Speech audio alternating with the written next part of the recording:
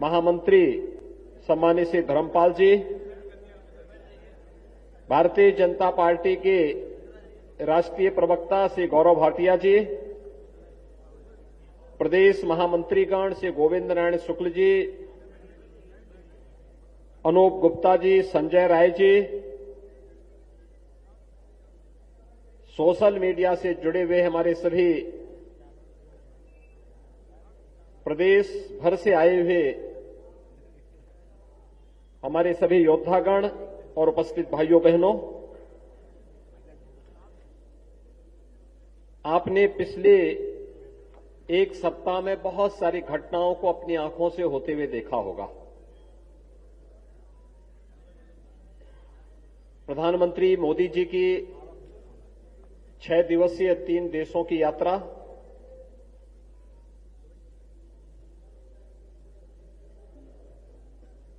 Japan,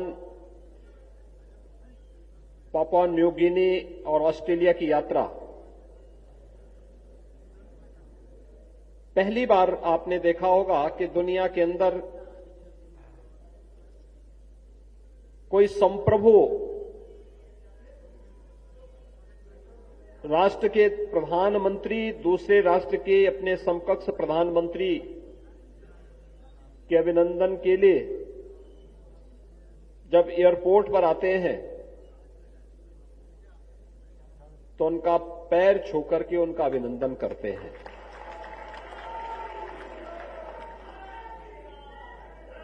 ये दुनिया के अंदर पहली बार ये घटना दुनिया ने देखी है। ऑस्ट्रेलिया के प्रधानमंत्री जी के द्वारा प्रधानमंत्री मोदी जी के प्रति सम्मान के जो शब्द कहे गए, मोदी इज द बॉस, बहुत बड़ा एक सम्मान का भाव है। और अमेरिका के राष्ट्रपति के द्वारा इस प्रकार की अभिव्यक्ति करना कि इच्छा होती है मैं आपका ऑटोग्राफ लूं। भाइयों बहनों, पापुआ न्यू गिनी और फिजी ने अपना सर्वोच्च सम्मान प्रधानमंत्री मोदी जी को दिया। दुनिया भर से जुड़े हुए तमाम राष्ट्राध्यक्षों ने प्रधानमंत्री मोदी जी के प्रति अपना जो सम्मान का भाव व्यक्त किया है, हम सब भारतवासी उससे गौरवान्वित हैं। लेकिन इन घटनाओं को केवल अवलोकन नहीं करना, उसका केवल आनंद ही नहीं लेना, बल्कि मीडिया ने तो इन घटनाओं को बहुत, प्रिंट मीडिया में, विजुअल मीडिया ने इसको हाईलाइट किया। सोशल मीडिया के माध्यम से हम इसे कैसे प्रस्तुत करते हैं, ये हम पर निर्भर करेगा। और उस घटना को उस रूप में प्रस्तुतिकरण, देखिए मीडिया का स्वरूप बदला है। मुझे याद है जब हम लोग राजनीति में शुरू में आए थे, प्रिंट मीडिया का बोलबाला था और प्रिंट मीडिया ही सब कुछ तय करता था। प्रिंट मीडिया के बाद हमने देखा आज से लगभग 20 वर्ष पहले विजुअल मीडिया आ गया, इलेक्ट्रॉनिक मीडिया आने लग गया, लेकिन कम संख्या थी। उसके बाद धीरे धीरे करके संख्या बढ़ती गई। और पिछले 7-8 वर्षों के अंदर हम लोगों ने देखा कि सोशल मीडिया और अब डिजिटल मीडिया, ये दोनों तेजी के साथ अपना प्रचार प्रसार कर रहे हैं। इनका व्यापक पैमाने पे प्रचार हुआ है।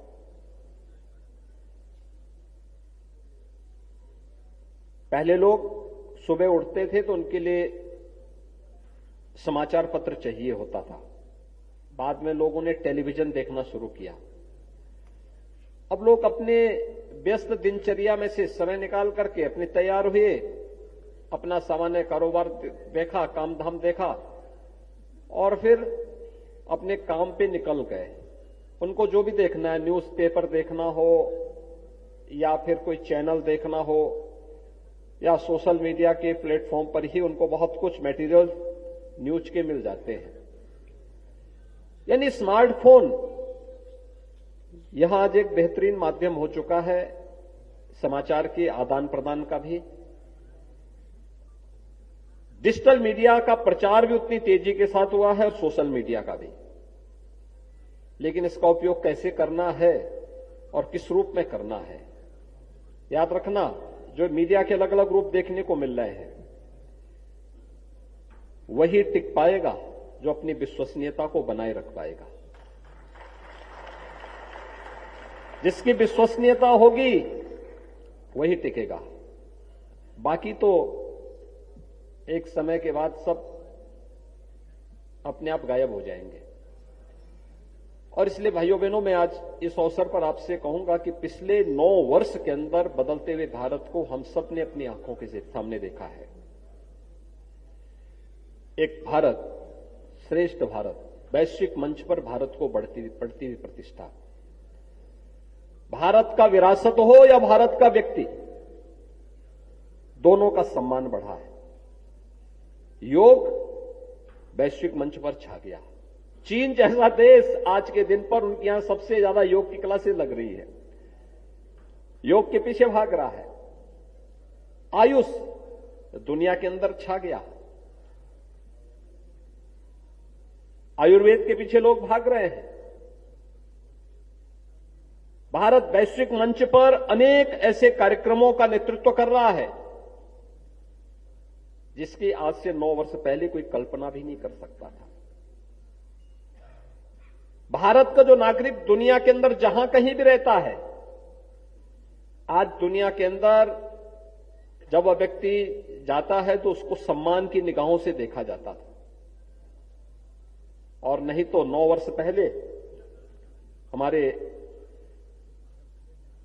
केंद्रीय मंत्री पुरी जी स्वयं भारतीय विदेश सेवा के अधिकारी रहे। कई देशों में भारत के एम्बेसडर के रूप में उन्होंने देश की सेवा की। देश के राजनयिक संबंधों को और कूटनीतिक संबंधों को मजबूती प्रदान करने के लिए अपनी अहम भूमिका का निर्वहन किया। और उस कालखंड में उन्हें कितनी परेशानी होती रही होगी जब देश के अंदर असमंजस की स्थिति रही होगी और उनको विदेशी मोर्चे पर अपना मोर्चा संभालना पड़ा रहा होगा। कितने कठिन दौर से उस समय गुजरा होगा। लेकिन आज ऐसी स्थिति नहीं है।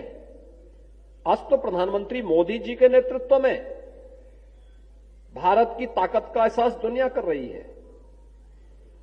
क्राइसिस मैनेजमेंट के रूप में अगर कोई व्यक्ति दुनिया के अंदर देखा जा रहा है तो प्रधानमंत्री मोदी जी देखे जा रहे हैं। दुनिया के अंदर कहीं संकट आएगा, लोग आशा भरी निगाहों से भारत को देखते हैं, प्रधानमंत्री मोदी जी को देखते हैं। और ये हम सब भारतवासियों का सौभाग्य है कि आजादी के अमृत महोत्सव वर्ष में G20 जैसे प्रतिष्ठित समिट को आयोजित करने का सौभाग्य भी भारत को प्राप्त हुआ है प्रधानमंत्री मोदी जी के नेतृत्व में। और अनेक बैठकें, 150 से अधिक बैठकें अब तक भारत के अंदर अलग अलग क्षेत्रों में हो चुकी हैं। उत्तर प्रदेश में भी कुछ बैठकें हुई हैं। यानी दुनिया भारत को देखने के लिए आ रही है, भारत के सामर्थ्य को देखने के लिए आ रही है। लेकिन भारत के सामर्थ्य को दुनिया के सामने, क्योंकि सोशल मीडिया का कोई दायरा नहीं है, समाचार पत्र का एक दायरा है। अगर लखनऊ का संस्करण है तो लखनऊ में ही दिखेगा वो। वाराणसी का है तो वाराणसी में ही पढ़ने को मिलेगा। लेकिन सोशल मीडिया का तो कोई दायरा नहीं है। मैं कभी कभी देखता हूं, मैंने उत्तर प्रदेश के अंदर कुछ ऐसी घटनाएं घटित हुई जिसमें सोशल मीडिया की बड़ी नेगेटिव उनकी चीजें थी, तो मैंने उनका एनालिसिस करवाया। एक बार मैंने देखा कि इतने नेगेटिव ट्वीट क्यों आए हैं, कैसे आए हैं, मैंने उसका एनालिसिस करवाया। तो मैंने देखा उसमें 75% से अधिक ट्वीट जो हुए थे, ये सब यूके से, यूएई से, यूएस से या किसी अन्य ऐसे दूर बैठे हुए कोई अन्य जगहों से किए गए थे जिनका भारत से या उत्तर प्रदेश के किसी शहर से कोई लेना देना नहीं था। यानी आपका कोई दायरा नहीं है, आपका तो वैश्विक दायरा है, सोशल मीडिया का दायरा वैश्विक है और इसलिए अपने इस दायरे को उसी विश्वसनीयता के साथ, प्रामाणिकता के साथ प्रस्तुत करने के लिए आप सबको अपने आप को तैयार करना होगा। वैश्विक मंच पर बढ़ती हुई भारत की प्रतिष्ठा हो या राष्ट्रीय और आंतरिक सुरक्षा के मुद्दे पर भारत के द्वारा सुदृढ़ की गई अपनी स्थिति, भारत के अंदर इंफ्रास्ट्रक्चर डेवलपमेंट का हो या विरासत के सम्मान का, भारत के अंदर गरीब कल्याणकारी योजनाओं का हो या युवाओं को स्वावलंबन के मार्ग पर अग्रसर करके या महिला सशक्तिकरण के लिए बेहतर कदम उठाने का, ये हर एक क्षेत्र में कुछ न कुछ नया हुआ है। और उस सभी बातों को अगर हम सोशल मीडिया के माध्यम से हाईलाइट करेंगे, अधिक से अधिक व्यक्ति तक हम पहुंच सकते हैं, अधिक से अधिक लोगों को अपने साथ जोड़ सकते हैं, सही तथ्यों से उन्हें अवगत करा सकते हैं। क्योंकि जो कुछ भी मिलेगा वह जब आप उस प्रकार का मटेरियल देंगे तो ही लोग उसको स्वीकार कर पाएंगे, अंगीकार पकड़ पाएंगे और उसकी प्रामाणिकता भी होनी चाहिए। अगर वह कहीं से इसको क्रॉस चेकिंग करता है तो उसको उन स्थितियों में वह सत्य के नजदीक दिखना चाहिए, सत्य दिखना चाहिए या सत्य के नजदीक दिखना चाहिए, तो विश्वसनीयता बनी रहेगी। नहीं तो होता क्या है, आपने देखा होगा एग्जिट पोल आते हैं, जो जमीनी धरातल पर कार्य करता है उसके सही आंकड़े आते हैं और अब तो लोग बोलने लग गए यार देखो इसी का सही आएगा, बाकी तो सब ऐसे ही बोलते हैं।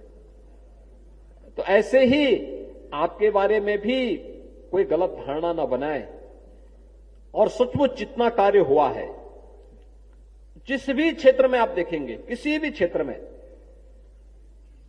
किसान कल्याण का हो, युवा कल्याण का हो, महिला सशक्तिकरण का हो, श्रमिकों के कल्याण का हो या फिर व्यापारी कल्याण का हो, वन नेशन वन टैक्स का हो, इंफ्रास्ट्रक्चर का हो, इंफ्रास्ट्रक्चर में भी अलग अलग सेक्टर में अलग अलग जो कार्य हुए हैं, कहीं हाईवे बने हैं, एक्सप्रेसवे बने हैं, इंटरस्टेट कनेक्टिविटी बेहतर हुई, पहले से बहुत अच्छी हुई है, एयरपोर्ट्स बने हैं, उड़ान जैसी योजनाओं ने एक सामान्य नागरिक को भी वायु सेवा और हवाई जहाज से चलने की सुविधा उपलब्ध करवाई है।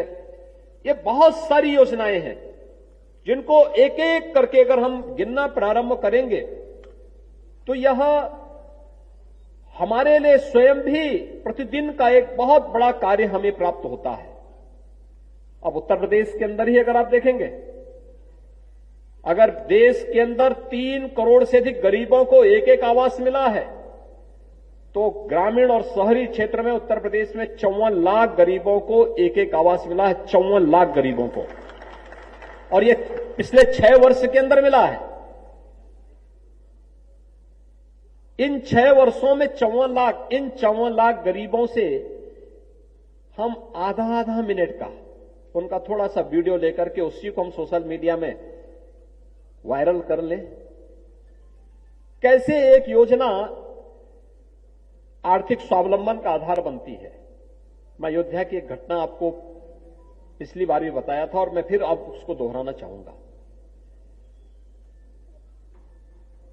विगत लोकसभा चुनाव में मुझे भारत निर्वाचन आयोग ने बैन कर दिया था। चुनाव चल रहे थे, बीच चुनाव में 3 दिन के लिए मुझ पर बैन लग गया। अब मेरे लिए परेशानी थी, 3 दिन मुझ पे ही बैन लग गया, प्रचार नहीं कर सकता था, मीडिया में भी कोई मेरा इंटरेक्शन नहीं हो सकता था, मुझे कोई बयान नहीं देने थे। अब क्या करूं? तो पहले दिन ही मुझे अयोध्या से एक निमंत्रण आया। मैंने कार्यक्रम बनाया था, अयोध्या जाऊंगा, श्री राम जन्मभूमि और हनुमानगढ़ी के दर्शन करके फिर वापस आऊंगा। तो अयोध्या से एक निमंत्रण मुझे मिला। एक अनुसूचित जाति के एक व्यक्ति ने मुझे आमंत्रित किया कि आप अयोध्या आ रहे हैं, आप मेरे घर में आ जाते तो अच्छा रहता है। तो मैंने पूछा भी क्या है इनके घर में। लोगों ने कहा इनके घर में गृह प्रवेश है। तो मैं गया तो मैंने कहा चलिए आ जाएंगे, क्योंकि मेरे पास कोई काम तो था नहीं, तो मुझे दर्शन के बाद था, तो मैंने कहा दर्शन के बाद घूमते घूमते निकल करके आ जाऊंगा। तो मैं सोचता था बहुत बड़ा घर होगा, लेकिन जब मैं वहां गया तो मैंने देखा कि एक छोटा सा घर है और परिवार के लोग एक थाली में दीप लेकर के खड़े हैं। तो मैंने उन लोगों से पूछा, मैंने कहा आप ऐसे क्यों खड़े हैं? उन्होंने कहा साहब आपके स्वागत के लिए। मैंने कहा आपका घर? कहा ये हमारा घर है। मैंने कहा ये तो प्रधानमंत्री आवास योजना का घर है। कहा साहब इसीलिए तो बुलाए हैं, यही तो हमें मोदी जी ने दिया है और आपने दिया है।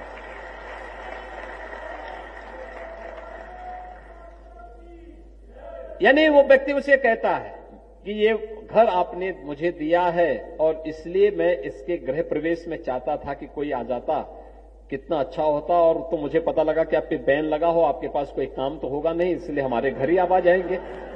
तो मैंने कहा भी आपने तो बहुत अच्छी बुद्धि लगाई है। तो मैं घर चला गया, बैठ गया घर में। घर में बैठा तो मैंने कहा अच्छा बताइए आपको कुछ और योजना का लाभ मिला?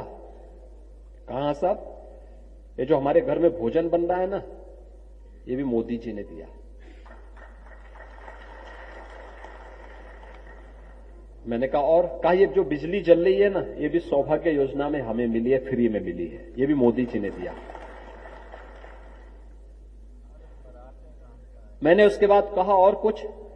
कहा साहब हाँ हमारा ये जो पासबुक है ना, ये भी मोदी जी ने दी, जनधन अकाउंट भी मोदी जी ने खोला।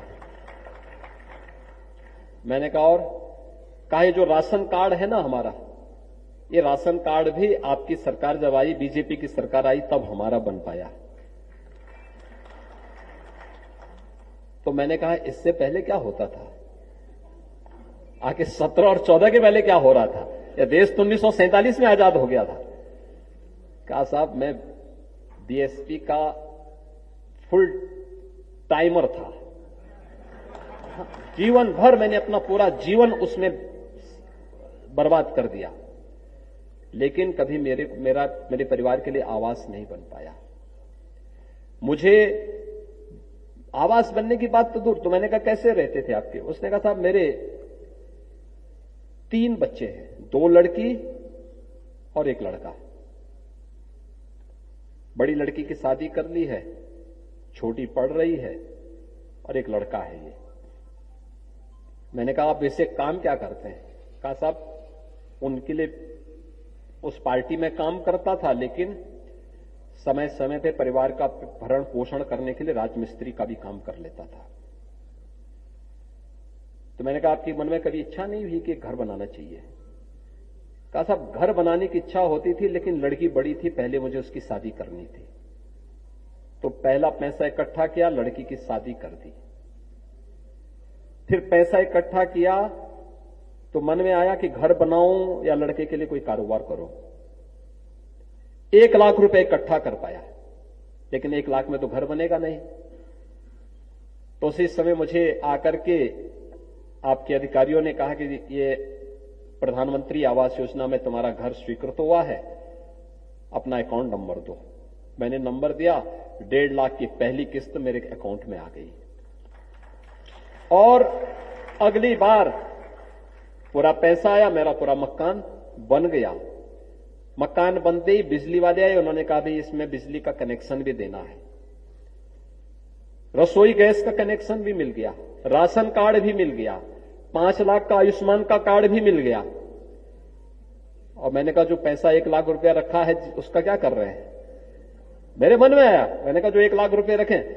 कहा साहब वही तो मैं बताने जा रहा हूं अब कि जो 1 लाख रुपया मेरा बचा है, मैंने उसको अब अपने लड़के के लिए एक ई रिक्शा खरीद लिया है। और उस ई रिक्शा से मेरा लड़का प्रतिदिन 1000 रुपये से 1500 रुपया अयोध्या में कमाता है। अब मुझे कोई चिंता नहीं है कि मुझे कार्य मिले या न मिले, मेरा लड़का रोज कमा करके आ रहा है। एक प्रधानमंत्री आवास योजना कैसे स्वावलंबन का आधार बनती है, उसका एक उदाहरण है। और मुझे लगता है कि यह योजना न जाने कितने लोगों के जीवन में परिवर्तन ला सकती है। 54 लाख परिवारों को एक एक आवास की योजना का लाभ दिया है डबल इंजन की सरकार ने उत्तर प्रदेश के अंदर। भाइयों बहनों, देश के अंदर 80 करोड़ लोगों का, आपने देखा होगा, इससे पहले कि आप लोगों को थोड़ा रिसर्च की आदत भी डालनी चाहिए। इससे पहले कब कब महामारी आई, थोड़ा ढूंढिए, देखिए, इतिहास के पन्नों में आपको देखने को मिलेगा। 19वीं सदी के प्रारंभ में देश के अंदर स्पेनिश फ्लू आया था। दुनिया की एक बड़ी आबादी उसकी चपेट में आई थी।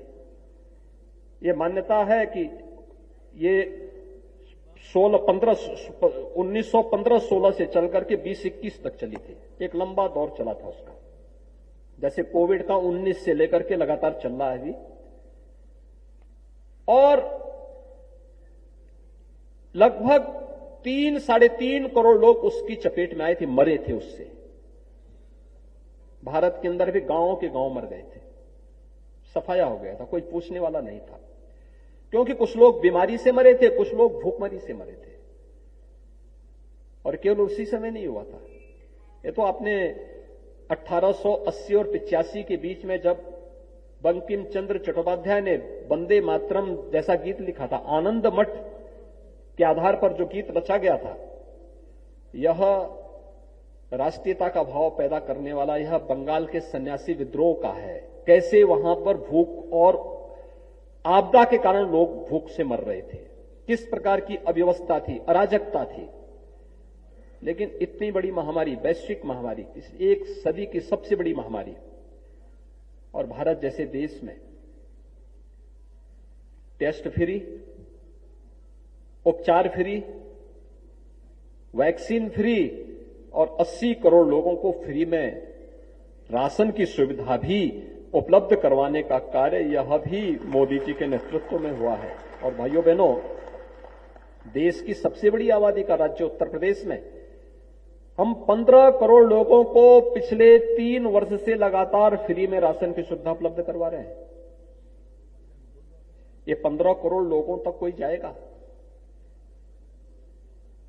उनको कोई बोलेगा कि भाई आपको राशन की कोई सुविधा असुविधा तो नहीं है। अगर उनके हम आधे मिनट के भी बना ले, 1 करोड़ लोगों को, जिसमें निराश्रित महिलाएं हैं, वृद्धजन हैं, दिव्यांगजन हैं, 12,000 रुपए सालाना पेंशन की सुविधा उत्तर प्रदेश के अंदर हम दे रहे हैं। 10 करोड़ गरीबों को, 10 करोड़ नागरिकों को उत्तर प्रदेश के अंदर 5 लाख रुपए की आयुष्मान भारत की सालाना सुविधा उपलब्ध करवाने का कार्य हो रहा है। ये चीजें क्या बताती हैं? सरकार इंफ्रास्ट्रक्चर पर भी कार्य कर रही है और गरीब कल्याण की योजनाएं समान रूप से सबके बीच में। लोग कहते हैं, बहुत बार इस बात के आरोप लगते हैं, और सच भी है, वोट जिसको मर्जी जहां देना हो दे, लेकिन ये आरोप अक्सर लगते हैं कि मुस्लिम वोट नहीं दिया। हम कितना उनके पास गए? हमने क्या उनसे कभी बातचीत की? हमने योजनाओं के बारे में कभी उनसे चर्चा की? सबसे अधिक लाभार्थी, मैं एक बार एक योजना के बारे में चर्चा कर देख रहा था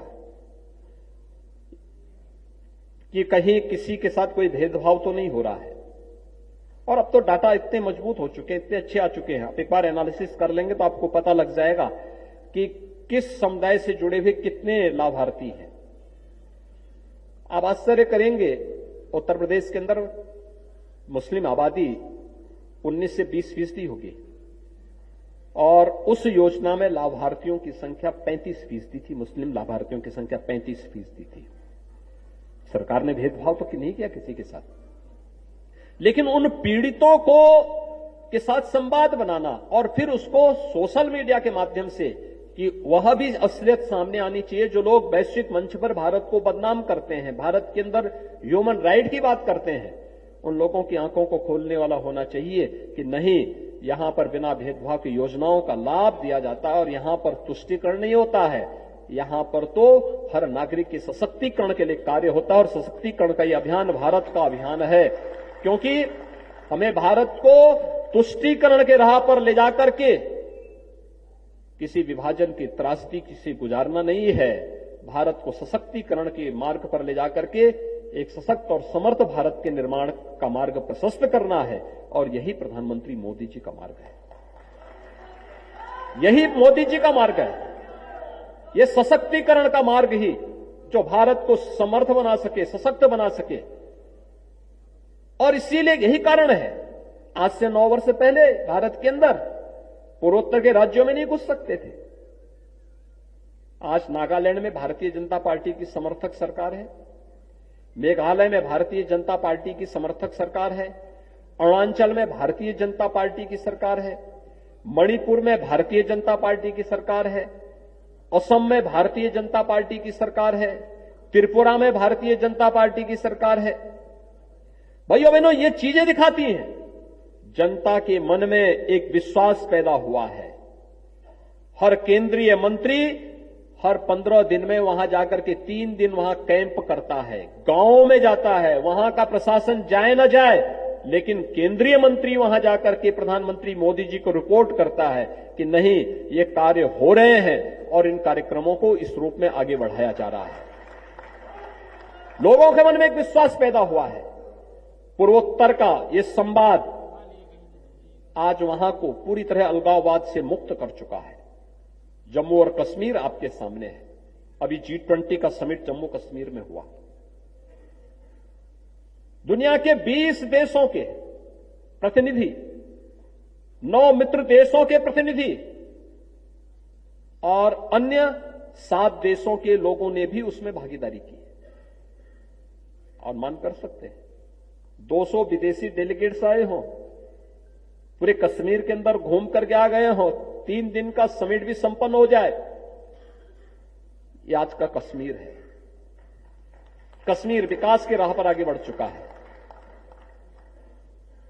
कश्मीर में अब पाक अधिकृत कश्मीर से आवाज उठ रही है कि हमें भी अब इस पाकिस्तान से मुक्ति दो, भारत के अंदर फिर से वापस लागने का कार्य करो। वे मांग वहां पे उठने लग गई है। आपने देखा होगा पाकिस्तान के अंदर की क्या स्थिति है। 5 किलो गेहूं के लिए छीना झपटी हो रही है। यानी दुनिया को आतंकवाद की भट्टी में झोंकने वाला आज एक एक रोटी के लिए तरस रहा है। और भारत समृद्धि की एक नई नई राह चढ़ रहा है। भारत का सबसे जो उपजाऊ लैंड था वो अब पाकिस्तान की ओर गया, लेकिन वो संभाल नहीं पाया। उसको अपने आप में विश्वास नहीं था। परिणाम क्या है? भारत की अर्थव्यवस्था 9 वर्ष में 10 से घट करके दुनिया की 5वीं बड़ी अर्थव्यवस्था भारत बना है और पाकिस्तान दरिद्रता की नई नई सीढ़ी चढ़ता हुआ आगे बढ़ रहा है। यही अंतर है। एक भारत समृद्धि की नई सीढ़ियों को चढ़ रहा है और एक पाकिस्तान है वो दरिद्रता की सीढ़ियों को चढ़ता हुआ नरक की गर्त में गिरता जा रहा है। भाइयों बहनों, हमें इन सभी बातों को, और आप तो बहुत अच्छा कैप्शन बना लेते हैं, आपको बताने की आवश्यकता नहीं इसमें सोशल मीडिया में। तो कल केशव जी मुझे बता रहे थे, अपने स्मार्टफोन पे देखिए संसद का बहिष्कार विपक्ष ने किया, एक कार्यकर्ता ने कितना अच्छा इसमें वो किया है। मुझे लगता है कि अच्छे और सरल भाषा में हम बहुत सारी चीजों को दे सकते हैं, लेकिन साथ साथ उन लोगों के साथ संवाद बनाने की कला भी हमें सीखनी होगी। अधिक से अधिक लोगों के साथ और फिर उसको अधिक से अधिक लोगों तक प्रचार प्रसार करना। हर व्यक्ति के मन में एक विश्वास अगर 54 लाख लोगों को आवास मिले हैं, जो बचे खुचे होंगे आने वाले समय में उनको भी मिलेगा, कोई संदेह नहीं होना चाहिए। और हमने तो दिया।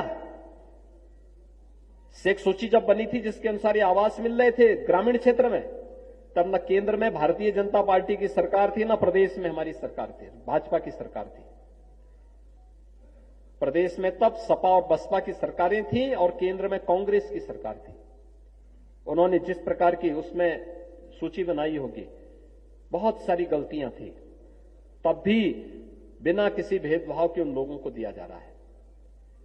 और उत्तर प्रदेश के अंदर हम लोगों ने देखा कि भाई इसमें तो बहुत सारे वंचित अभी पा नहीं रहे हैं। हमने उत्तर प्रदेश के अंदर सीएम आवास योजना एक अलग से योजना भी बनाई।